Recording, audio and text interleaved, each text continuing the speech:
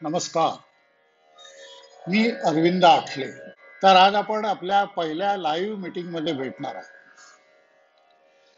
याआधी मागचे काही सहज स्वयंपाक याचे काही 10 भाग मी लाईव्ह घेतलेले होते, तेवढा मला अनुभव आहे. परंतु यावेळी आध्यात्मिक विषयांवर काही प्रश्नोत्तर असावीत, काही शंका समाधान व्हावं, या दृष्टीने आज आपण भेटणार आहोत. मला फार आनंद होतोय की सगळे लोक हळूहळू येत आहेत. 1-2 मिनिटं मी थोडंसं त्यामुळे इंट्रोडक्शन मध्ये घेणार आहे. इंट्रोडक्शन झाली की मग आपण आपल्या प्रश्नांकडे वळूया.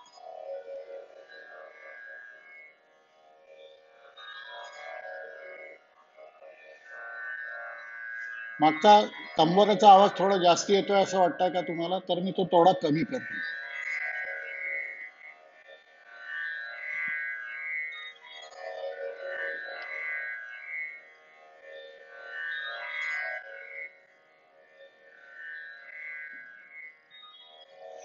तर सगळ्यांचं मी आपल्या सर्वांचं अतिशय स्वागत करतो. हा असा व्यवस्थित रिमार्क आलेला आहे प्राजक्ता खाडीलकर यांच्याकडून, तर याचा अर्थ everything is going on smoothly. आज थोडी गडबड झाली आमच्या इथे. इतका वादळी वारा आणि पावसाची लक्षणं आली की मला वाटलं कदाचित हे ब्रॉडबँड कनेक्शन थोडंसं कदाचित बंद होईल एखाद वेळ, आणि वेळेवर ब्रॉडबँड बंद झालं तर काय करायचं, याचा एक मोठा प्रॉब्लेम येईल की काय अशी शंका आली. त्यामुळे माझं रिलायन्सचं जे डोंगर होतं ते मी पुन्हा रिन्यू करून घेतलं. कारण कार्यक्रमात कुठे खंड पडायला नको, एवढा त्याच्यामध्ये उद्दिष्ट होतं. तर आता आपण आपल्या शंका समाधान या कार्यक्रमाला सुरू करूया. हळूहळू मला असं वाटतं 1-2-3 मिनिटाचा अजून वेळ देऊया, कारण बऱ्याच लोकांनी रजिस्ट्रेशन केलेलं आहे, त्यातले अजूनही अर्धे सुद्धा इथे आलेले नाही आहेत. थोडी आपण वाट पाहायला हरकत नाही. सगळ्यांना सामावून घेणं हे आपलं कर्तव्य आहे, आणि त्या दृष्टीने आपण थोडीशी वाट पाहायला हरकत नाही. त्या दरम्यान आपण बाकी थोड्या काही गोष्टी बोलूया. गेले 45-46 वर्ष मी या क्षेत्रात काम करतोय, एक साधक म्हणून, एक मूढ म्हणून मी सुरुवात केली. अध्यात्माची कसलीही आवड नसलेला मूढ माणूस. उलट जे कोणी अध्यात्म करत असतील त्यांची मी टिंगल करीत असे, इतका मी मूर्ख होतो. अर्थात याचं कारण अज्ञान, आणि हे अज्ञान पुढे माझ्या खूप कामात आलं. अज्ञान असल्यामुळे आणि याची अजिबात आवड नसल्यामुळे मला प्रत्येक गोष्ट पारखून घ्यायची सवय लागली, आणि ही पारखत असल्यामुळे काही गोष्टी मला अधिक व्यवस्थित समजल्या. कुठेही अंधविश्वास मला ठेवावा लागला नाही.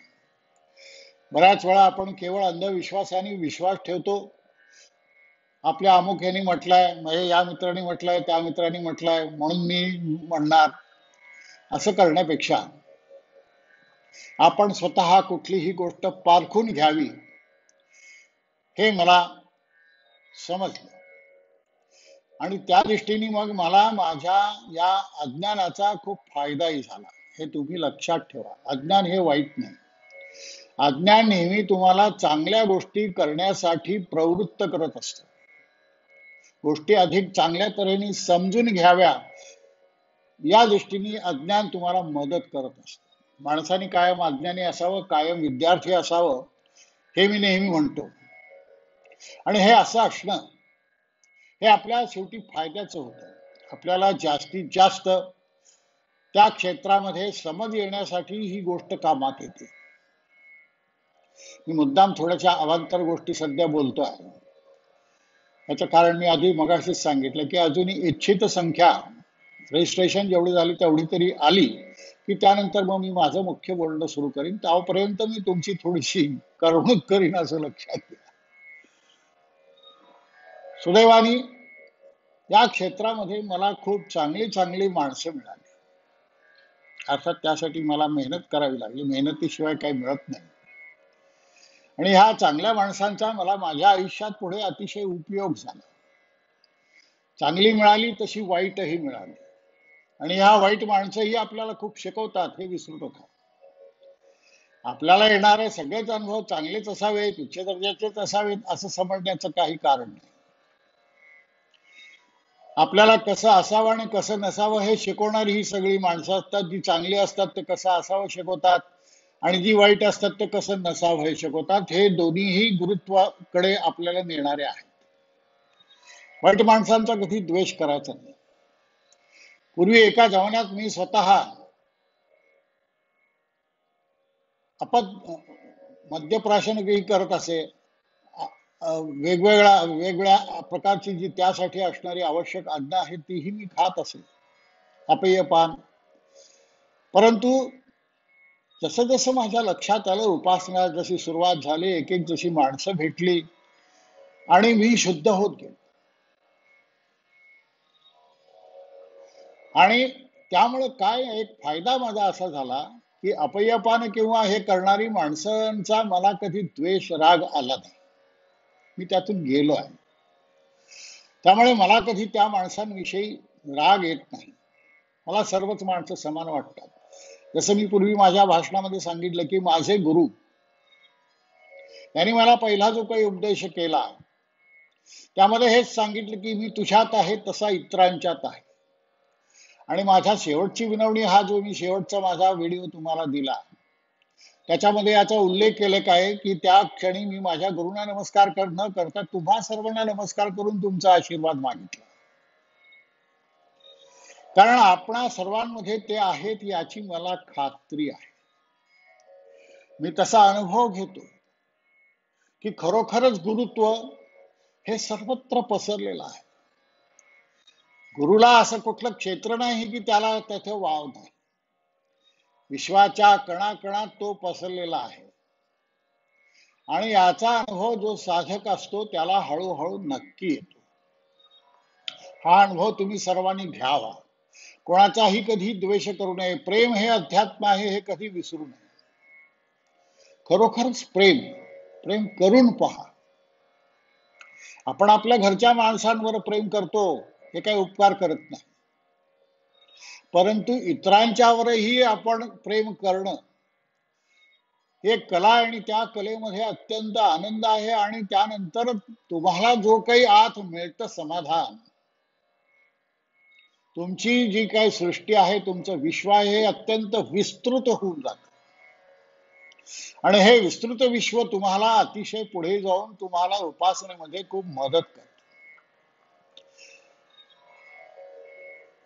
सर्वत्र तो पसरलेला आहे याची जाणीव असणं, ही जाणीव आल्यानंतर त्याप्रमाणे आपलं वागणं व्हायला लागतं. आपण भेदभाव करत नाही. माणसात, गरीब श्रीमंतात, उच्च नीच ह्याच्यात असा कुठलाही, स्त्री पुरुष असाही कुठल्याही प्रकारचा भेदभाव आपण करत नाही. श्री नरसिंह सरस्वतींनी स्वात्मसौख्य म्हणून एक ग्रंथ लिहिलेला आहे. या ग्रंथामध्ये या सगळ्यांचं इतकं सुंदर वर्णन केलेलं आहे. ग्रंथ हे केवळ वाचनाचे नसतात. ग्रंथ वाचताना नेहमी बिटवीन द लाईन्स, दोन ओळीत काय लिहिलंय, मध्ये अभिप्रेत काय आहे, हे वाचलं पाहिजे.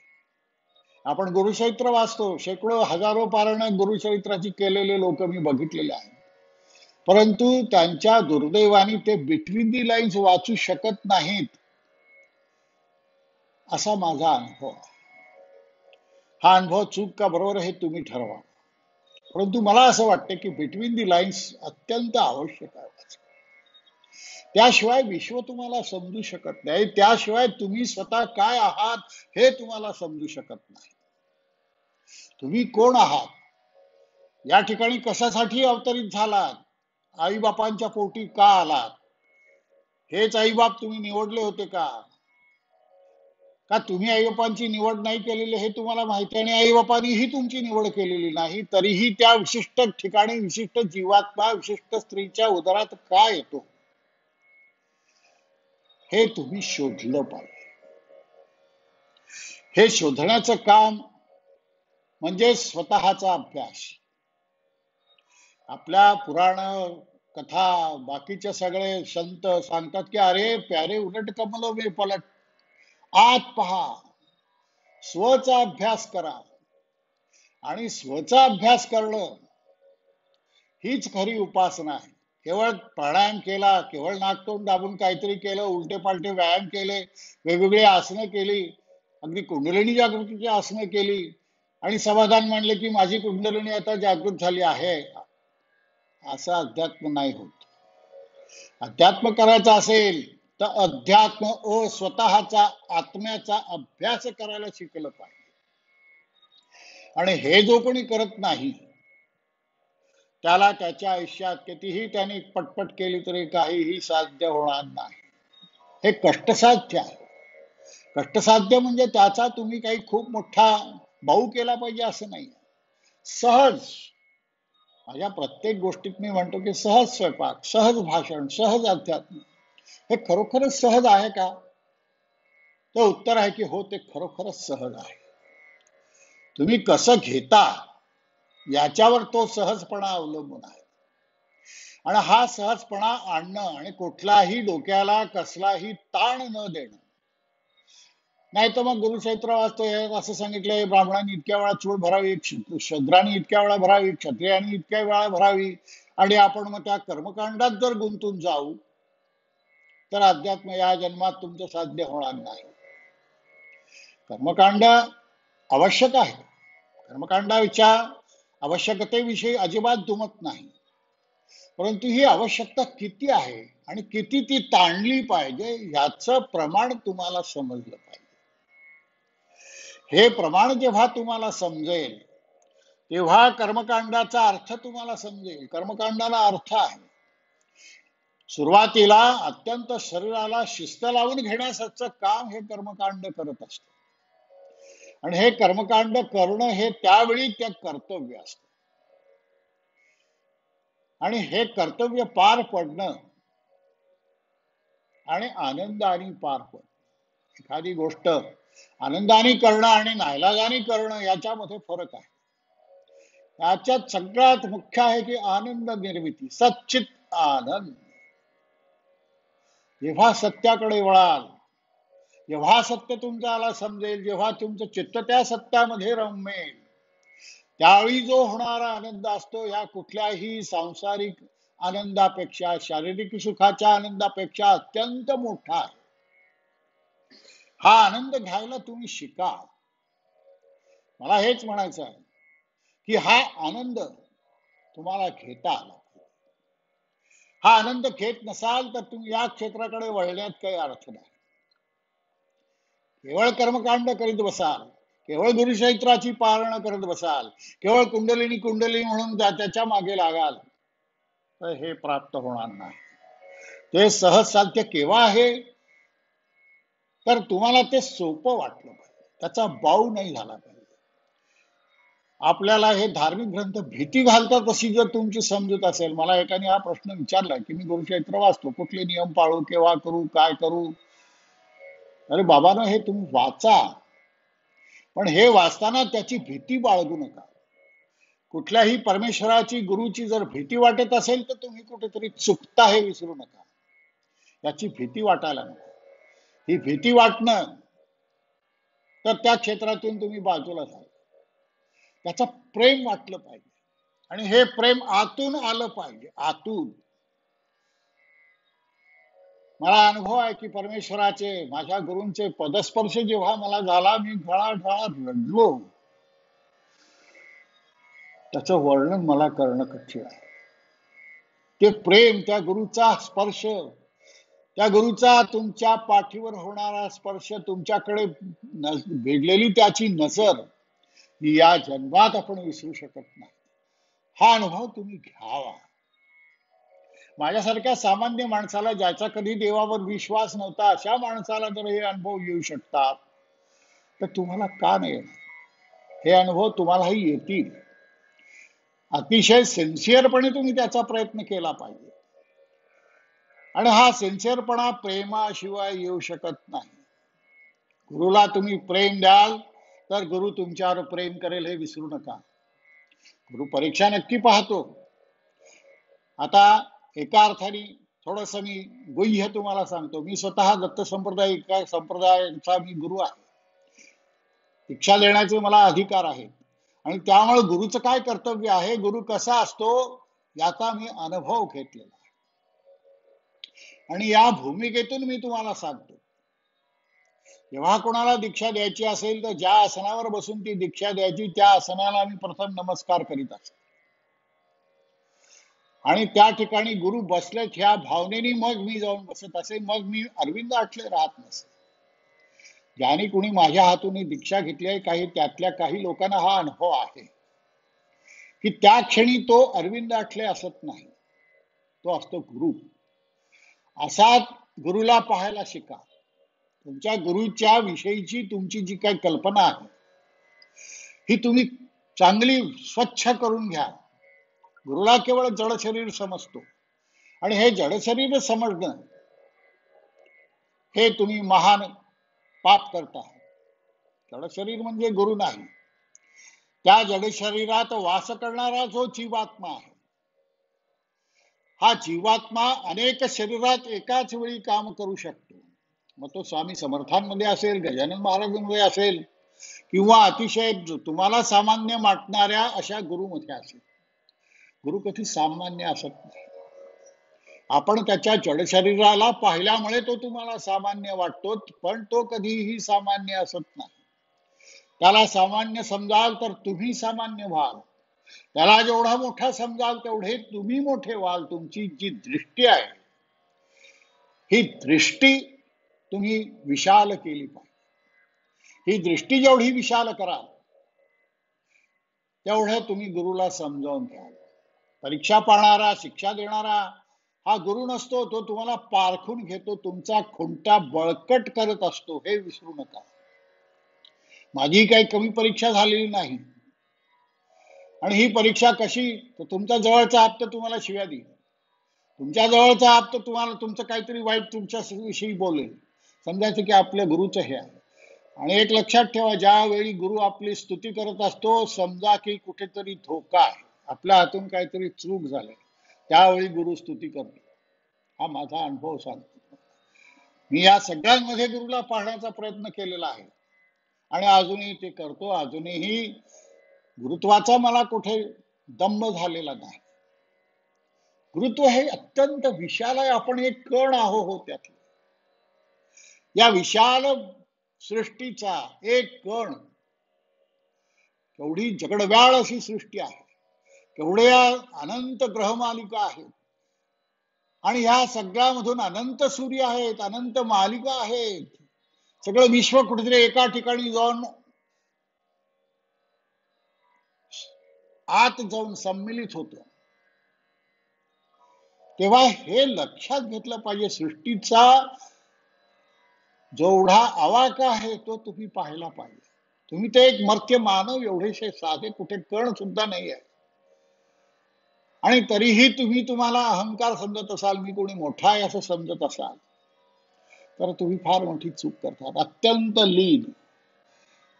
फळ आलेलं झाड हे त्या फळाच्या भाराने लीन होत असत, ताठ नाही होत.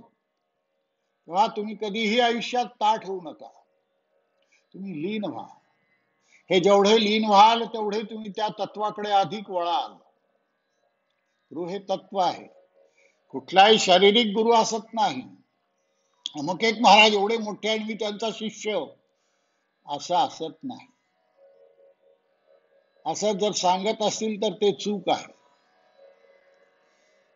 त्यामुळे तुमची काळजी तुम्हाला घ्यायची आहे. तुमची उपासना तुम्हाला करायची आहे आणि ही उपासना करण्यासाठी तुम्हाला परमेश्वर शक्ती देव, तुमचा गुरु तुम्हाला शक्ती देव. तुमचा गुरुभाव, गुरुभाव हा गुरुपेक्षा श्रेष्ठ असतो, हे लक्षात ठेवा तुम्ही. अनेक वेळा शिष्यही गुरुला शिकवत असतो.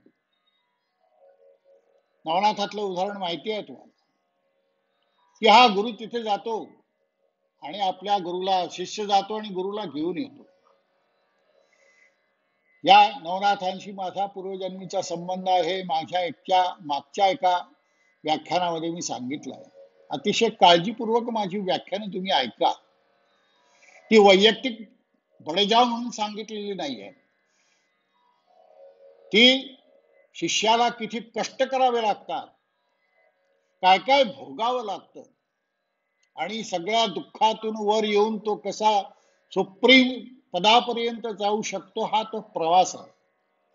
हा प्रवास तुम्ही बारकाईने पहा, तो आत्मसात करा, तर तुम्हाला अनेक गोष्टींचा उल्लेख होईल. एवढी व्याख्यानं मी काय जवळपास 135 व्याख्याने दिली, ही उगीच दिलेली नाही.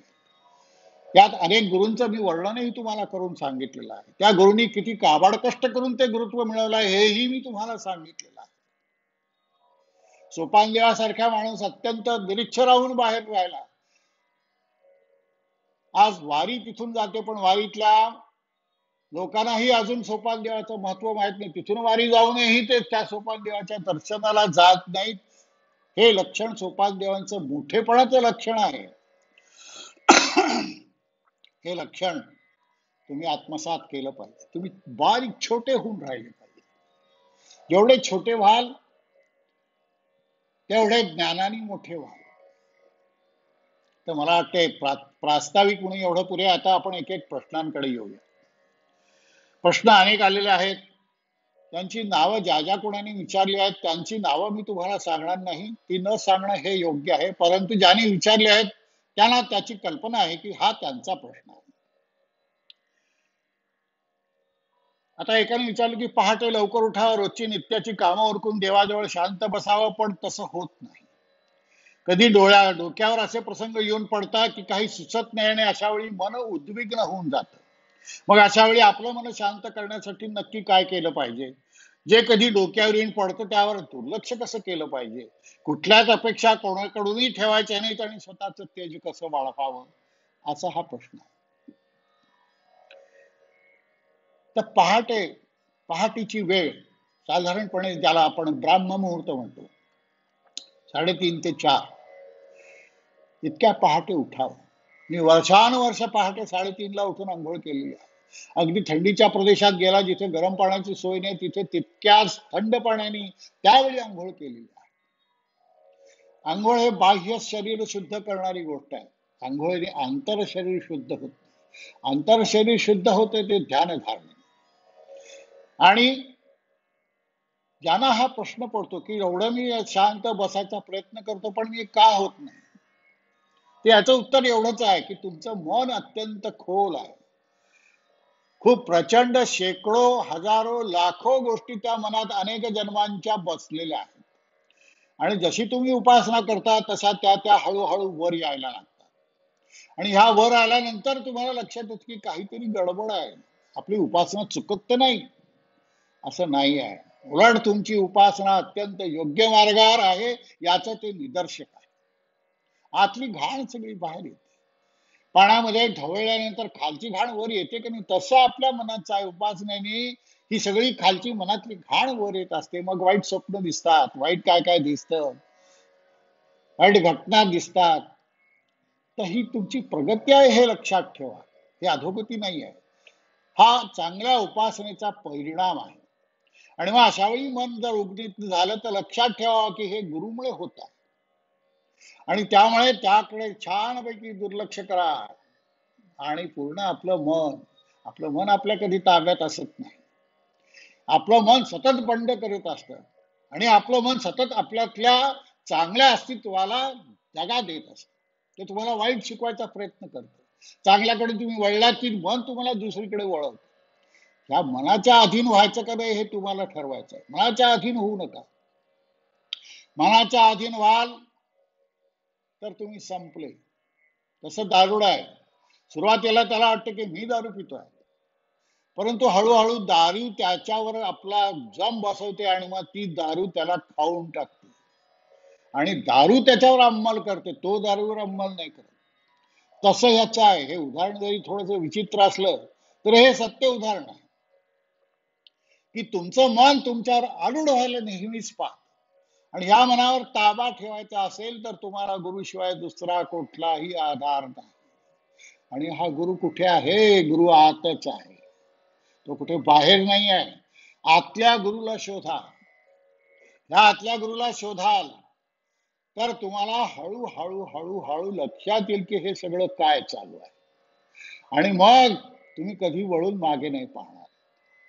आणि नामस्मरण वाढवण्यासाठी काय करायला पाहिजे, झोपून करावं का नाही, असा एक प्रश्न एकाने विचारला. तर नामस्मरण, नामाचं प्रेम उत्पन्न झाल्याशिवाय नामस्मरण होत नाही. नुसती माळ घेतली श्रीराम जय राम जय जय राम, श्रीराम जय राम जय जय राम यांनी नाही होत. त्या श्रीरामाचं आत प्रेम उत्पन्न जोपर्यंत होत नाही, आठवण काढल्यानंतर ज्यावेळी भाव विभोर होत नाही, तोपर्यंत तुमच्या मनात प्रेम नाही. अष्ट सात्विक भाव तुमचे जागे झाले पाहिजे, अंगावर कंप आला पाहिजे, रोमांच आले पाहिजे, डोळ्यातून घळाघळा अश्रू वाहिले पाहिजेत. तेव्हा कुठे तुम्ही त्या श्रीरामाच्या जवळ थोडेफार चाल. अनेक लोक म्हणतात आम्हाला अमुक दर्शन झालं, आम्हाला तमुक दर्शन झालं, राम दिसले, कृष्ण दिसले. अरे बाबानो, हे इतकं सोपं नाही. हे भास आहेत, भास. ते केव्हा दिसतात, हे केव्हा दिसतात हे तुमचं तुम्हाला समजत नाही. शिवो भूत्वा शिवम यजेत, स्वतः शिव झाल्याशिवाय शिव दिसत नाही. आणि जर तुम्ही शिव व्हाल, जर तुम्ही राम व्हाल, जर तुम्ही कृष्ण व्हाल, तेव्हाच तुम्हाला या देवतांचं दर्शन होईल. आणि मग तेव्हा तुम्ही कसे असाल? इतर कोणाचा द्वेष करण्याची ताकद तुमच्यात राहील का? इतर कोणाचे दोष काढण्याची ताकद तुमच्यात राहील का? हे तुम्ही लक्षात घेतलं पाहिजे. शिवोहम शिवोहम, मी स्वतः शिव आहे, ही जर तुमची भावना असेल तर तुम्हाला शिवासारखं तुमच्या हातून वागणूक व्हायला, कुठलाही भेदभाव तुमच्यात राहिला नाही पाहिजे. हा माझा मुलगा आणि तो परक्याचा मुलगा नाही.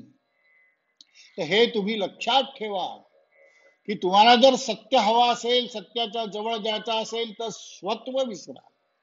सत्यासाठी स्वत्व विसरणं अत्यंत आवश्यक आहे. आणि हे स्वत्व विसरण्याचं जे काही क्रिया आहे त्यालाच उपासना म्हणतात. उपासना गुरुजवळ, गुरुच्या पायापासून जवळ बसून केलेलं असं ते गुरुचं सान्निध्य असणार, त्याला उपासना. ही उपासना तुम्हाला करायची असेल तर गुरुचं सान्निध्य अत्यंत आवश्यक आहे. आणि हे सानिध्य मिळवलंच पाहिजे, तो तुमचा जन्मसिद्ध हक्क आहे. टिळक जसं म्हणत असत की स्वराज्य माझा हा जन्मसिद्ध हक्क आहे आणि मी तो मिळवणारच, तसा तुमचा आतला शोध घेणं हा तुम्हाला अधिकार आहे. तुम्ही कोण आहात, मूळ काय आहे, आणि हे संपल्यानंतर मग तुमची उपासना संपली. मग उपासनेची तुम्हाला गरज नाही.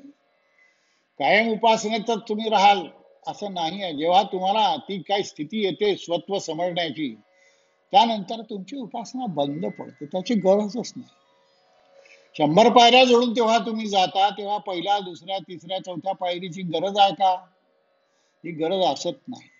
परंतु लोकांना शोध दाखवावा लागतो की हो, मी अजून उपासक आहे, मी अजून जप करतो, मी अजून अमुक करतो, मी अजून प्राणायाम करतो. अरे गरज काय? त्या तुम्ही कोण आहात हे तुम्हाला समजलं आहे तर त्या भावात राहा ना. त्या भावात राहणं हीच उपासना. हे का विसरता?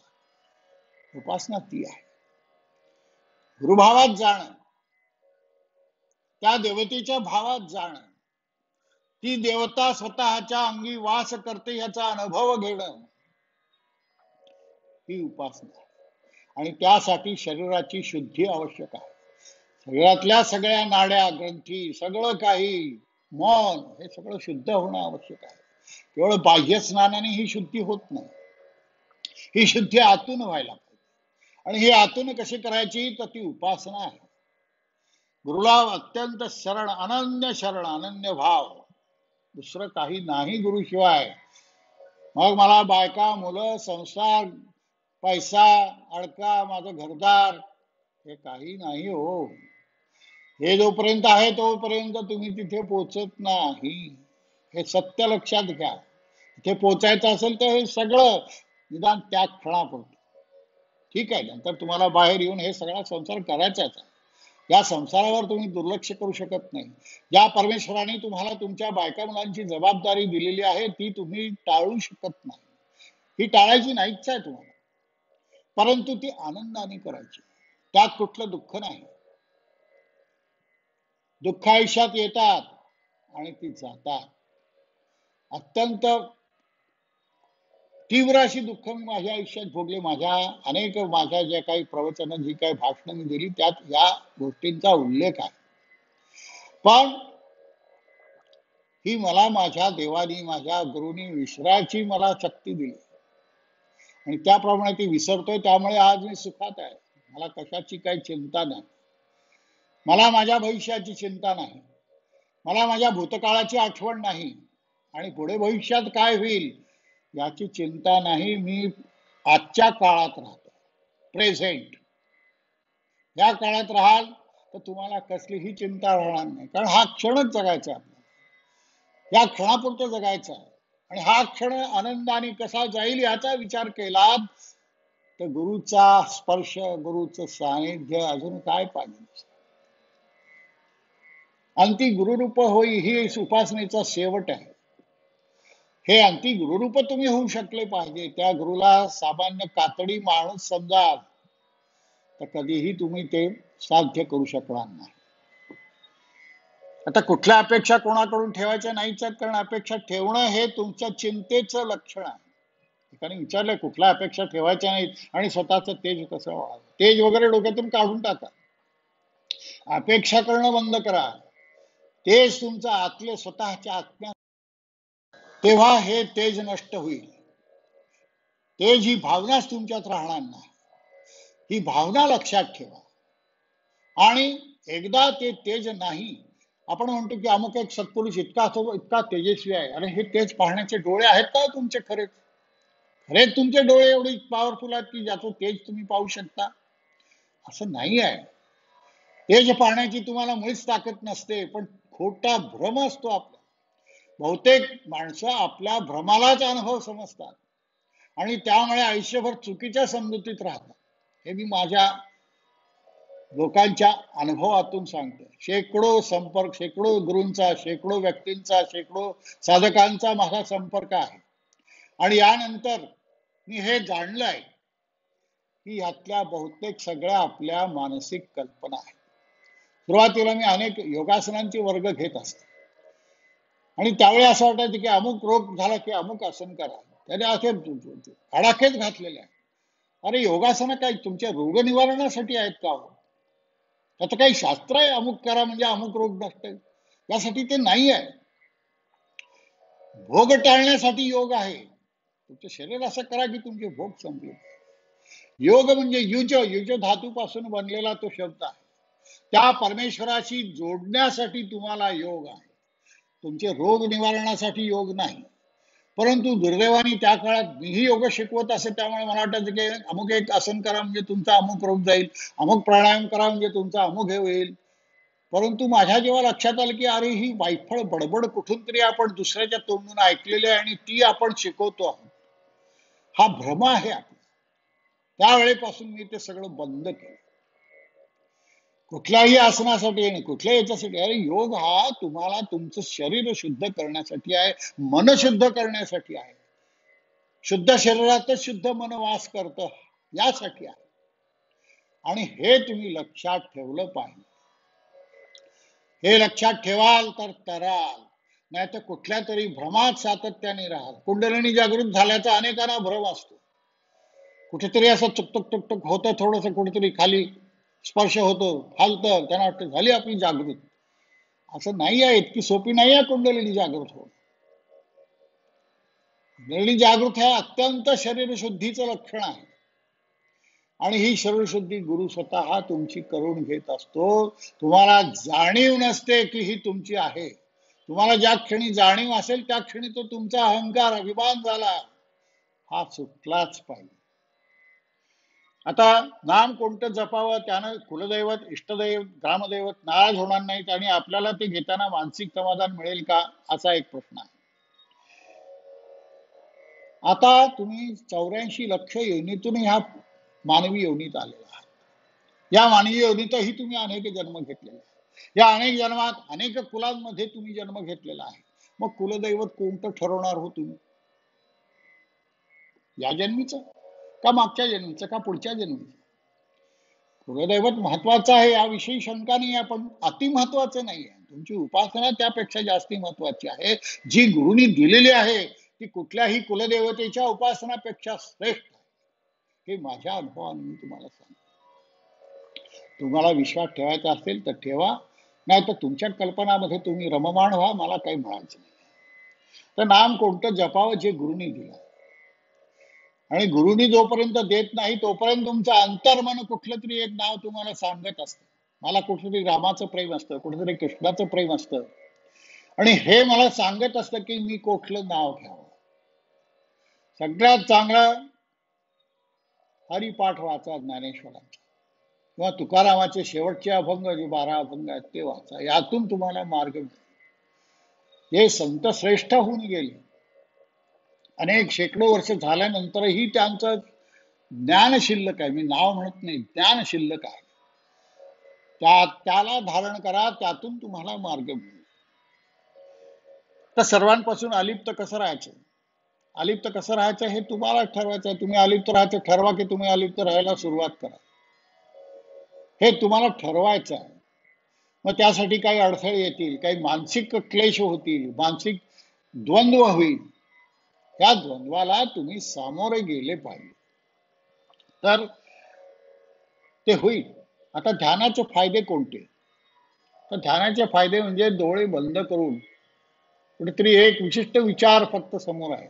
एरवी आपल्या मनात 1760 निरोप असतात, हे असतात प्रश्न. 1760 प्रकारचे विचार आपण करत असतो. ध्यान म्हणजे काय? या सगळ्या 1760 कडून कुठेतरी एका ठिकाणी एक चालणे, एक नाम चालणे, एक विचार चालणे. मग तो त्या परमेश्वराचा असेल, त्या नामाचा असेल, अजून कशाचा असेल. हा एक चालणं म्हणजे ध्यान. हे ध्यान मग वेगवेगळ्या प्रकाराने त्याची उपकरणं पुष्कळ आहेत. मग कोणी प्राणायाम करेल, मन म्हणजे दोन्ही तराजूचे दोन्ही पालटे बरोबर झाले त्यासाठी प्राणायाम आहे. हे दोन्ही जेव्हा तुम्ही एकत्र कराल, एक संध कराल, उजवी बाजू डावी बाजू, एक नागपुडीतून श्वास चालू आहे, दुसरीतून श्वास चालू आहे, या दोन्हीतून एक उष्ण एक थंड आहे, आणि हे दोन्ही जेव्हा समशीतोष्ण होतील तेव्हा तुमचं ध्यान साधन. ध्यान साधण्यासाठी प्रयत्नपूर्वक हे अशा वेगवेगळी साधनं आहेत. त्याच्यात जप आहे, प्राणायाम आहे. विशेषतः लोम अनुलोम प्राणायामाचा अभ्यास तुम्ही कराल तर शरीर तुमचं बॅलन्स्ड राहील, आणि हे केल्यानंतर तुम्हाला ध्यान साधायला सुरुवात होईल.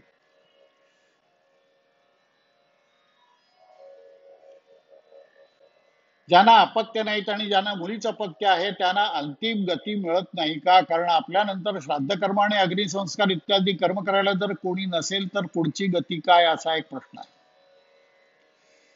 त्याचा विचारच करू नका. मी एकदा गुरुला शरण गेल्यानंतर तुम्हाला गती मिळणारच आहे.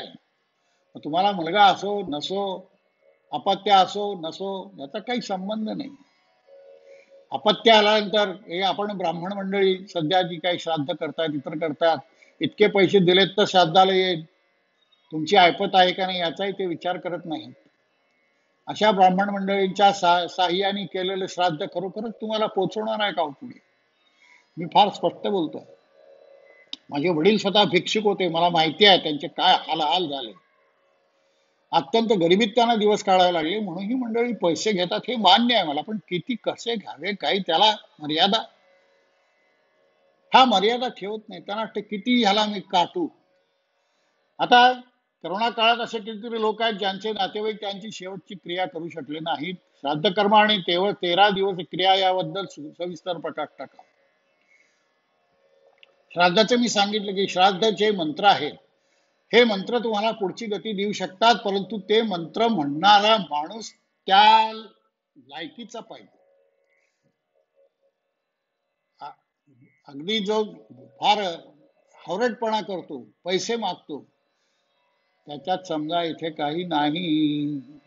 कितीही तो श्रेष्ठ त्याचं नाव असेल, खूप असेल, ते तुम्हाला स्वतःला छान तुमच्या वैचारिक दृष्टीने तुम्ही ते श्राद्ध तुम्ही स्वतः करा, त्याचे पितर तुमच्या स्वर्गात जातील. शेवटी स्वर्ग नरक आहे काय, त्याचं कर्म तुम्ही टाळू शकत नाही ना. त्याच्या कर्माप्रमाणेच त्याला गती मिळणार आहे. फक्त त्याच्या कुठल्या अतृप्त इच्छा राहिल्या नाहीत याची काळजी घ्या. त्याच्या मनातले काही राहिलं नाही याची काळजी घ्या. तेवढी घेतली तर त्याला पुढची गती आपोआप मिळेल. तुम्ही त्याची चिंता करायचं कारण नाही. सध्याच्या अस्थिरतेमध्ये नामस्मरणासोबत कुठली साधना करावी, महायोग या संदर्भात काही मार्गदर्शन अपेक्षित आहे. आता महायोग याविषयी मला खरोखरच काही विशेष माहिती नाही. शक्तिपात दीक्षा मी घेतलेली नाही, परंतु शक्तिपात काय आहे याचा अनुभव मी घेतलेला आहे. तुम्ही तुमच्या गुरुशी प्रामाणिक राहा, तोच महायोग.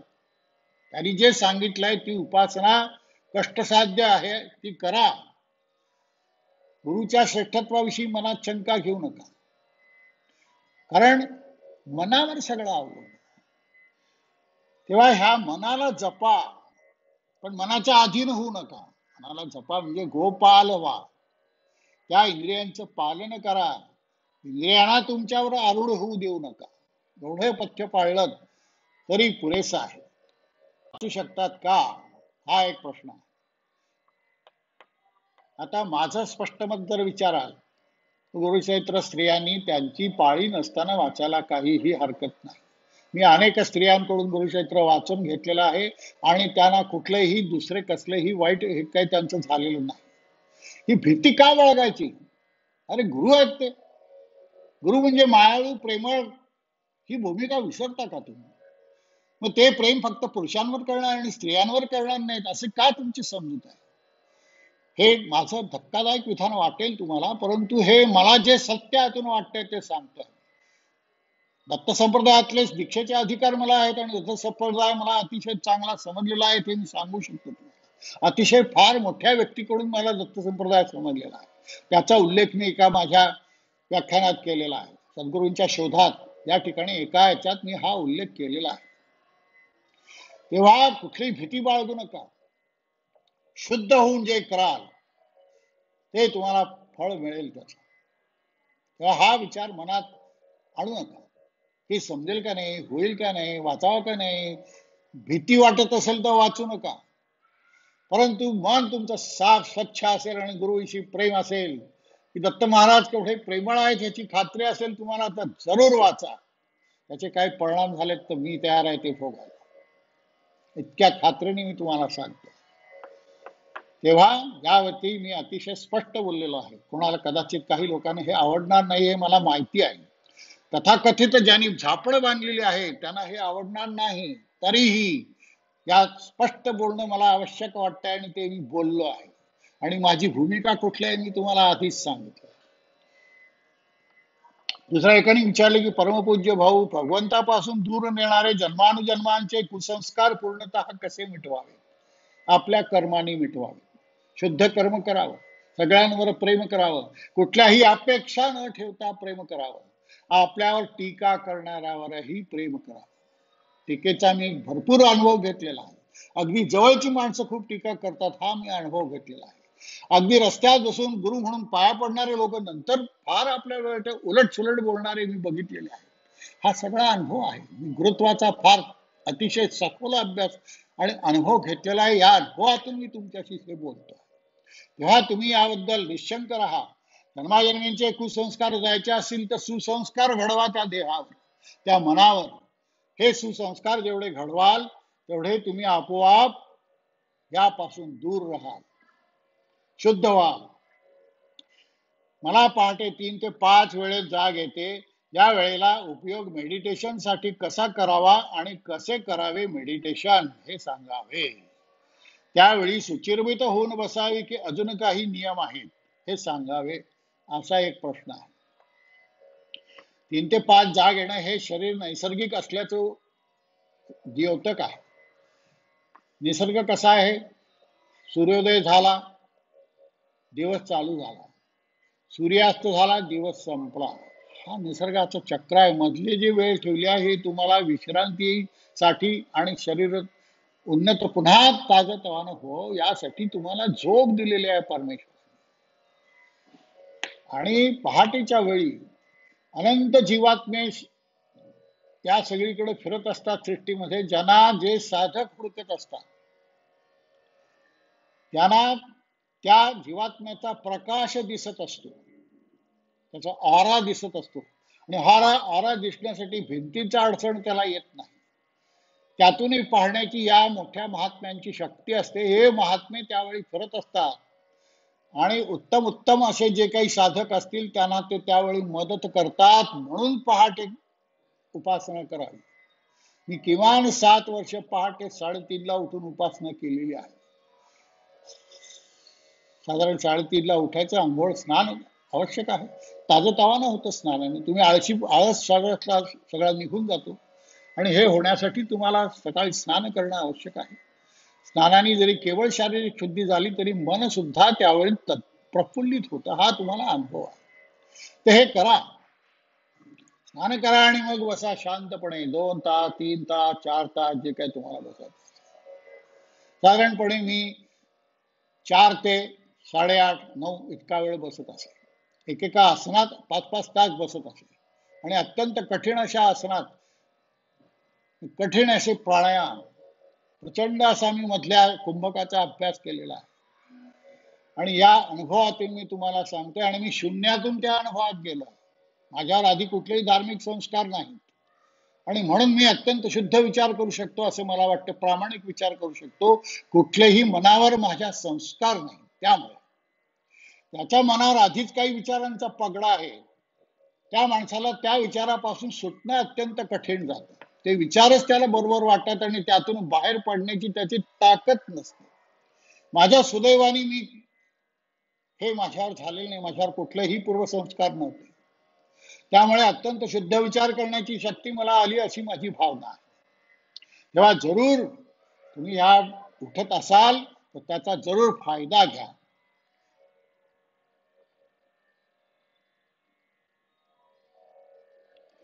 तर नाममंत्रात प्रेम कसे वाढेल? मी अनुग्रहित आहे, पण अजून प्रापंचिक चिंता आठवतात आणि मन स्थिर होत नाही.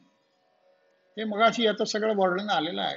प्रपंच आपला मागे लागला आणि जोपर्यंत प्रपंचाची काळजी करतो आहोत आणि ही काळजी जोपर्यंत आपण आपल्या गुरुवर सोडत नाही तोपर्यंत तुम्ही असेच राहणार अज्ञानी.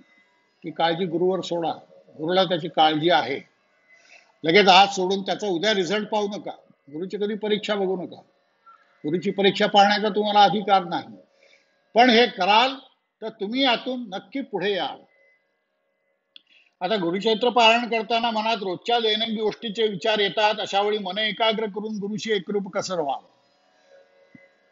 मन मानुने उन्मन करा, ताटी उघडा ज्ञानेश्वर हा अभंग लक्षात ठेवा. हे मन मारावंच लागतं. आणि रीड बिटवीन द लाईन कसं साध्य करता येईल? विचार केल्याशिवाय नाही. विचार करा कुठल्याही गोष्टीचा, ती गोष्ट का लिहिली. अनेक कथा गुरुचरित्रात वेगवेगळ्या ग्रंथातल्या लिहिलेल्या आहेत. या कथा निवडून त्याच्या मागे काहीतरी ज्या गुरूंचा उद्देश आहे की तुमचा गुरुभाव कसा वाढेल यासाठी त्या पोषक अशा, पूरक अशा त्या कथा आहेत. त्यामुळे या कथा तुम्ही बिटवीन दी लाईन्स वाचणं आवश्यक आहे. या बिटवीन द लाईन्स वाचा. हळूहळू तुम्ही त्या गोष्टीवर ती गोष्ट का लिहिली असेल त्याचा विचार करा. जसे इसाप नीतीमध्ये प्राणी बोलतात आणि त्यातून काहीतरी तत्वज्ञान सांगतात, तशा या गोष्टी आहेत. गुरुचरित्रही बोलतं तुमच्याशी. आतून प्रेमाने ते वाचा. धाकाने गुरुचरित्र वाचून तुम्हाला बिटवीन या आयुष्यात समजणार नाही. प्रेमाने वाचा. प्रेमेकरिता श्रवण पठण ही ओवी आहे त्याच्यामध्ये मुद्दाम लिहिलेली. मुख्य भाव कारण. भाव हा सगळ्यात महत्वाचा आहे. गुरुचरित्रातली ही सारभूत ओवी आहे. मुख्य भाव कारण. प्रेमेकरिता श्रवण पठण. प्रेमाने श्रवण करा, पठण करा. ते कथा का लिहिली आहे ह्याचा विचार करा. आणि मग तुम्हाला समजेल की गुरुचरित्र काय आहे. गुरुचरित्र वाचून गुरूंचं प्रेम जर उन्मळीत होत नसेल, भागवत वाचून कृष्णाचा आणि भक्तिभाव उत्पन्न होत नसतील, तर भागवत वाचण्याला काही अर्थ नाही. भागवतावीर मध्यंतरी मी 10 भाग घेतले मुद्दाम की कशी गुरुभक्ती असावी, कसं प्रेम आतून उचंबळून यावं या गुरुसाठी. हे ते भागवत तुम्हाला शिकवत असत. तेव्हा हे शिका. हे जग तुम्ही शिकण्यासाठी या जगात आलेले आहात. नुसतं खा प्या मजा करा आणि एक दिवस जग सोडून जा, यासाठी जगात तुम्ही आलेले नाही. या जगात आले आहात तुम्ही स्वतःचा शोध घ्या. या जगात आले आहात तुम्ही स्वतः काय आहात हे समजावून घेण्यासाठी. आणि हे समजावून जर घेतलं नाही तर तुम्ही या जगात आल्याचा उपयोग काय, तुम्ही समजावून घेतलं पाहिजे. प्रेम करा जगावर, गुणांवर, दोषांवर. दोषांवर का प्रेम करा, तर हे दोष समजावून ते आपल्या कसे जातील आपल्यात यासाठी प्रेम करा. मला अनेक प्रकारचे गुरु मिळाले, त्यांनी मला लाताही मारल्या आणि प्रेमही केलं. लाता मारणाऱ्या गुरूंचे मी जास्ती आभार मानतो, कारण कसं नसावं हे त्यांनी मला शिकवलं. गुरु कसे नसावे, गुरु कसे स्वार्थी असतात याचा अनुभव मी घेतलेला आहे. कारण ते गुरु नसतातच, गुरुचा वेश पांघरलेली ती गाढवा असतात. सिंहाचं कातडं पांघरून गाढवानी जर हे केलं तर तो काय सिंह होतो का? पण हे असेही गुरु जगात आहेत, त्यांचाही अनुभव तुम्हाला घेणं आवश्यक आहे. सगळ्या प्रकारचा अनुभव तुम्हाला योग मार्गात गेलं पाहिजे, तुम्हाला भक्ती मार्गात गेलं पाहिजे, तुम्हाला कर्म मार्गात गेलं पाहिजे. या सगळ्यांचा थोडा थोडा का असेना माझा अभ्यास आहे, म्हणून मी हे तुम्हाला सांगतोय. हे सांगण्याचा मला अधिकार आहे, यात मला शंका नाही आहे. आता काही जण गुरुच्या इतरार्थ विचारले की काही जण एक, काही देव 3 किंवा 7 दिवस पारायण करतात. नक्की कुठली पद्धत योग्य आहे? 7 दिवसाचं पारायण हे योग्य आहे. एका दिवसात केलेलं तुम्ही कशी घाईघाई होते तुम्ही करून बघितलं असेल तर तुमच्या लक्षात येईल. केव्हा एकदा हे संपते अशी घाई असते, त्याच्यात प्रेम राहत नाही. 3 दिवसाची ही तशी स्थिती आहे, बसून अवघडून जातो माणूस. मग इकडे ही मांडी बदल, ती मांडी बदल, याच्यातून होणार आहे का हो गुरुचं प्रेम उत्पन्न? गुरुचं प्रेम उत्पन्न व्हायला पाहिजे तर तुमचं मनच चांगलं पाहिजे. एकेका गोष्टींचा तुम्ही अभ्यास करू शकले पाहिजे, एकेका गोष्टीवर तुमचं मन केंद्रित करू शकले पाहिजे. आणि त्या त्या गोष्टी मग तो अध्याय रावणाचा असेल की श्रीमंतिनीचा असेल का अजून काय असेल, ती गोष्ट का लिहिली आहे याचा अभ्यास करा. मी गुरुचरित्रावर काही व्याख्यान मुद्दाम दिलेले आहेत, ती वाचा, ऐका, अनेक गोष्टी तुम्हाला समजतील. त्यामुळे 7 दिवसाचं पारायण ही योग्य आहे गोष्ट. यात कुठली 7 दिवसात अडचण येणार नाही ह्याची काळजी घ्या, आपोआप तुम्ही त्यातून बाहेर पडाल. आता नाममंत्रात प्रेम कसं वाढेल? मी अनुग्रहित आहे पण अजून उपासनेत प्रापंचिक, हा मला वाटतं मगाशी आपण हा विषय घेतलेला आहे. गायत्री मंत्र जप किंवा संध्या केल्यास गुढ त्रास किंवा एक अस्वस्थता का वाटते? जपसंख्या वाढवली तर त्रास वाढतो. गायत्री मंत्र अनुष्ठान त्यामुळे शक्य होत नाही, कारण काय, उपाय काय? आता गायत्री मंत्र ही शक्तीची उपासना आहे, उष्णतेची उपासना आहे. प्रचंड अंगात उष्णता उत्पन्न होते. माझा अनुभव आहे, कातडी सगळी सोडली जाते, प्रचंड उष्णता उत्पन्न होते, कारण तुमचं शरीर शुद्ध होतं. आणि ह्या उपासनेने जो स्थिर राहत नाही तो अस्वस्थ होईल, त्याला त्रास होईल. जपसंख्या वाढवल्यामुळे, जपसंख्या जपाच्या संख्येपेक्षा जगाच्या क्वालिटीला महत्व आहे, क्वांटिटीपेक्षा. तेव्हा हे तुम्ही लक्षात ठेवा की क्वांटिटी नको, क्वालिटी पाहिजे. 12 गायत्री केला तरी पुरेसा आहे, पण तो आतून असा छान चांगल्या क्वालिटीचा, चांगल्या उच्चारांचा, चांगली स्पंदन उत्पन्न करणारा असा तो असला पाहिजे. तेव्हा शुद्ध उच्चार करणं, शांत मनाने करणं, कमी झालं तरी हरकत नाही. 1 वर्षात माझं गायत्री पुरस्चरण झालं पाहिजे अशा आग्रहाने कधी पुरस्चरण होत नसतं. करून घेणारा तो असतो हे आपण विसरतो. मी करतो या भावनेने आहे, तो असतो या भावनेने केलं तर ते अतिशय चांगलं होईल. तुम्हाला कधीही पश्चातापाची वेळ येणार नाही. त्यातून प्रत्येक गोष्टीतून तुम्हाला मार्ग सापडेल. अनेक वेळा माझ्या गायत्री उपासनेत असं झालं की 2-2 ताप आहे, परंतु त्या उपासनेमध्ये खंड करता येत नाही. ताप असताना हे मी अंघोळ करून पुन्हा केलेलं आहे. एकदा दोनदा असं झालं की जुलाब सुरू झाले, प्रत्येक वेळी जाऊन यायचं आणि पुन्हा अंघोळ करून पुन्हा गायत्री पुढचा चालू करायचा. हे सगळे पथ्य पाळावीच लागतात. कष्टाशिवाय होते का हे काही? कष्ट तुम्हाला करावेच लागतील. ज्याला कष्ट करायचे नाही त्यांनी याच्यात येऊ नये. अतिशय स्पष्ट, मला स्पष्ट बोलायला कुठे काही अडचण नाही आहे, कारण तुमचा कान धरण्याचा मला अधिकार आहे आणि हा कान मी धरेन. तेव्हा त्यामुळे अतिशय स्पष्ट, तुम्हाला आवडो का न आवडो त्याचा विचार मी करणार नाही. काय आवश्यक आहे हे सांगणं मला आवश्यक आहे. त्यामुळे त्या दृष्टीने विचार करा. कुठलंही करताना आधी पाऊल टाकताना 10 वेळा विचार करा की हे मी करायचं आहे, मग हे पूर्ण मला कसं करता येईल, ह्यात काय अडथळे आले तर कसं तोंड देता येईल, याचा विचार तुम्हाला केलाच पाहिजे. एकाने विचारले की आध्यात्मिक अनुभूती इतर साधकांना सांगाव्यात का सांगू नयेत, सांगितल्या तर साधनेकडे अधिक प्रमाणात वळतील असं वाटतं. साधनेकडे वळणारे तुम्ही कोण हो?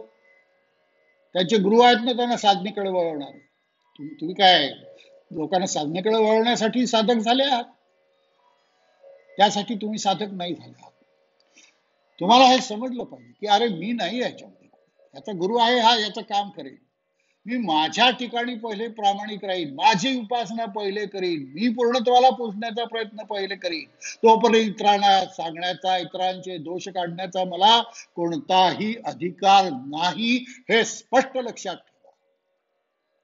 हा अधिकार जेव्हा तुमचे गुरु तुम्हाला देतील तेव्हा घ्या. स्वतःहून कोणाला काही सांगण्याच्या मागे जाऊ नका. स्वतःहून कोणाला अनुभव सांगण्याची काही आवश्यकता नाही. फार तर फार तुमच्या गुरुबंधूंना सांगा, पण तिथेही जेलसी असते हे विसरू नका. मी या संप्रदायात, ज्या संप्रदायात मी आहे तिथे असे अनेक जेलस लोक बघितले. त्यांना वाटतं की पिढ्यानपिढ्या आमच्याकडे आलेल्या आहे उपासना. अशी उपासना पिढ्यापिढ्यांनी येत नाही. ती तुम्हाला समजावून घेणं भाग आहे.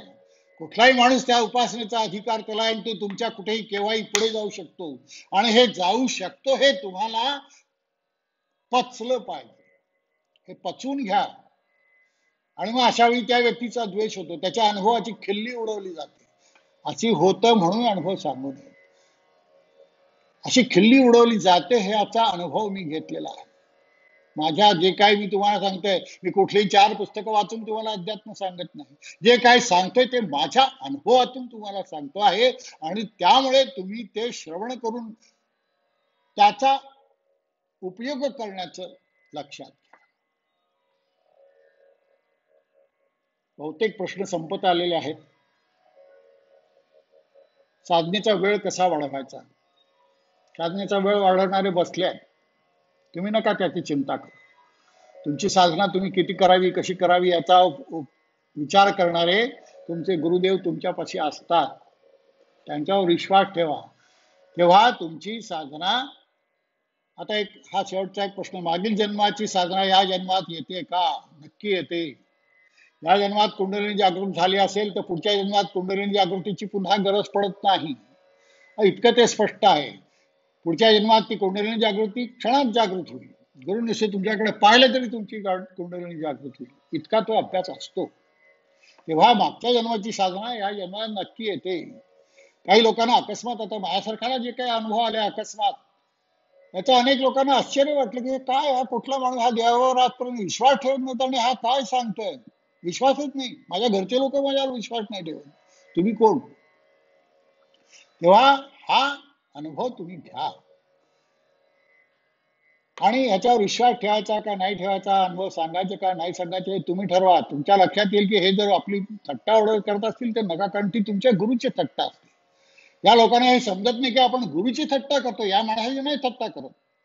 आणि गुरुची थट्टा जो करतो त्याच्या मागे कसा वेध बसतो हे त्याने अनुभवलेला असतो. त्याला बसेलच तो. ती मजाक नाही कोणाच्या गुरुची थट्टा करा. तर गुरु कसा सापडेल हे कळेल का? कोण गुरु? अनेक जन्मानंतर गुरुची भेट. गुरु तुमच्या मागे असतोच. जर जन्मात तुम्हाला तो समजत असो का नसो, गुरु तुमच्या मागे असतो. आणि हा मागे असतो याच्यावर विश्वास ठेवा. कुठेतरी तुमची उपासना मागच्या पानावरून पुढच्या पानावर तो सुरू करत असतो. आणि गुरु आहे कोण आहे हे कळायची काही आवश्यकता नाही, तो तुमच्या मागे आहे याच्यावर विश्वास ठेवा. मला असं वाटतंय की बराच वेळ झाला. तुमचा निरोप घ्यावा, मलाही बोलून थकल्यासारखं झालाय. तेव्हा या क्षणी 1 तास होऊन गेला आपला. तेव्हा आपण तुमचा आता मी निरोप घेतो. कधी गरज वाटली आणि काही अजून प्रश्न असतील तर आपण पुढे पाहू, नक्की विचार आणि पुढच्या वेळी आपण भेटू. नमस्कार. जे काही लागलं असं माझ्या हातून वाटत असेल तुम्हाला काही बोल, तर त्याबद्दल क्षमा करा. जे आलाय ते मी बोल, आणि ह्या बोलण्याबद्दल तुम्ही मला क्षमा कराल जर ते तुम्हाला पचलं नाही. जर तुम्हाला पचलं तर घ्या, नाही पचलं तर नका घेऊ. माझा काही आग्रह नाही आहे. परंतु हे माझ्या अनुभवाचे बोल तुम्हाला सांगणं आवश्यक आहे अशी माझी समजूत आहे. तेव्हा आपण पुन्हा भेटू. नमस्कार.